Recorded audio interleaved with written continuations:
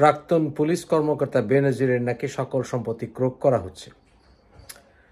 কি করা, মিডিয়াতে বেশি এসে গেছে তো, তাই কিছু একটা স্টেপ দেখাতে হয়। এরপর মামলায় এই বিষয়গুলো হারিয়ে যাবে, অর্থাৎ মামলা ধামাচাপা পড়বে, কোনো একটা অ্যাকশন নেওয়া হবে, সেটা মন্ত্রণালয় থেকে হোক অথবা শেখ হাসিনার সরাসরি দফতর থেকে গোপনে হোক অথবা কোনো একটা আইনি প্রক্রিয়ায় বিষয়টি ধামাচাপা পড়ে যাবে। এটাই হয়ে আসছে, সবসময় হয়ে আসছে। বিশেষ করে শেখ হাসিনার বিভিন্ন মন্ত্রণালয়ে এবং শেখ হাসিনার এই পাতানো সংসদে যারা মাথা বিক্রি করে সেখানে সংসদ সদস্য হয়েছে, তাদের ব্যাপারে শেখ হাসিনা কখনো কোনো পদক্ষেপ আসলে নেবে না। এগুলো সব হারিয়ে যাবে। শেখ হাসিনার এই শাসনামলে অসংখ্য বিষয় ডাইভার্সন টেকনিক হিসেবে কাজ করেছে, কিছুদিন পরে ওগুলো হারিয়ে গেছে, কেউ ওগুলো কোনো খোঁজ রাখে না। কত কিছু তো ঘটল।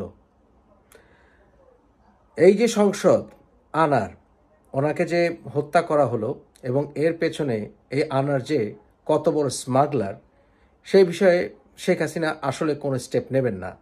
মরেছে, এই আনার জন্য কান্নাকাটি হবে, তার মেয়ে বাপের বিচার চাইবে এবং বিষয়টি হারিয়ে যাবে।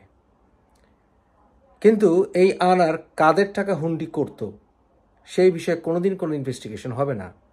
কারণ শেখ হাসিনার আপন চাচা খুলনা এবং সেই অঞ্চলে বাংলাদেশ স্বাধীনতার পরে সবচেয়ে বড় স্মাগলারে পরিণত হয়েছিলেন। যারা বয়োজ্যেষ্ঠ তাদের কাছে জিজ্ঞাসা করে নেবেন। তাই স্মাগলাররা যুগে যুগে আওয়ামী লীগ পরিবারের সদস্য হয়েছে।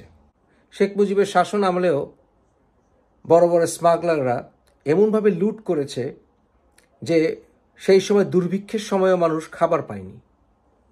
লঙ্গরখানাগুলো যখনই বিদেশি মিডিয়ার লোকরা যেত খুলে দিত, বিদেশি মিডিয়ার লোকরা চলে গেলে যথারীতি সেগুলোর দরজা আবার বন্ধ হয়ে যেত।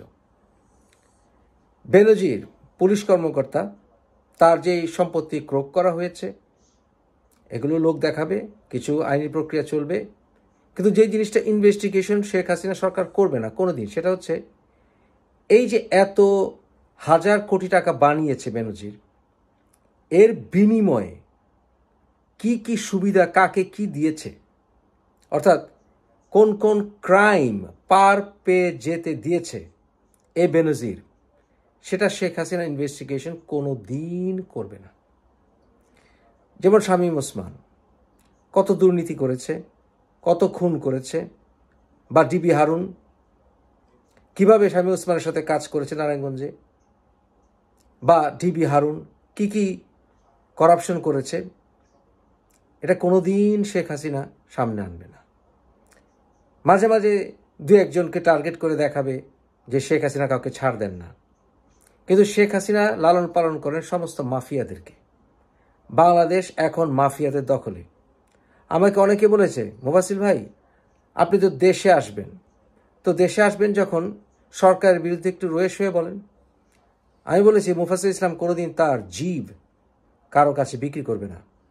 একমাত্র সৃষ্টিকর্তা ছাড়া কাউকে মুফাসিল ইসলাম ভয় পেয়ে কথা বলে না।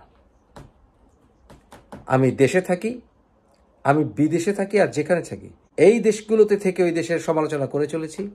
বাংলাদেশে যখন ছিলাম তখন এরশাদ বিরোধী সংগ্রামে ছিলাম, দেশে যখন ফিরব তখনও সরকারের সমালোচনা করব, কারণ সাধারণ জনগণের কথা বলাই আমার কাজ, সেটা যেখানেই থাকি না কেন, যে দেশেই থাকি না কেন।